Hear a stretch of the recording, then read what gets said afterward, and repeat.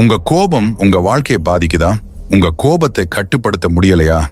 அப்போ இந்த 5 வழிகளை செஞ்சு பாருங்க. முதல்ல, நான் சொல்றதுதான் சரி என்று பிடிவாதமா இருக்காதீங்க. மத்தவங்க வேற ஒரு கருத்து சொன்னா அது உங்களை தனிப்பட்ட முறையில எதிர்க்கல, அது வெறும் கருத்து வேறுபாடுதான். 2வது விஷயம், மத்தவங்க எப்படி நடந்துகிட்டாலும் அதை உங்களோட சொந்த விஷயமா நினைக்காதீங்க. அவங்க கோபம் அவங்களோடது, நீங்க அதை ஏத்துக்க தேவையில்லை. 3வது, கோபத்தை உள்ளே வச்சுக்காதீங்க, அது ஒரு நச்சு மாதிரி. அதை அப்பப்ப வெளியே தள்ளிருங்க. மன்னிக்கிறதுக்கோ மறக்கிறதுக்கோ முயற்சி பண்ணுங்க.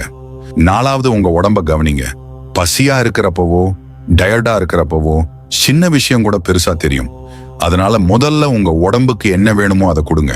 கடைசியா கத்தி கூப்பாடு போடாம உங்களுக்கு என்ன தோணுதுன்னு அமைதியா சொல்லுங்க. நான் கஷ்டத்துல இருக்கேன்னு சொல்றதுக்கும் கத்துறதுக்கும் நிறைய வித்தியாசம் இருக்கு.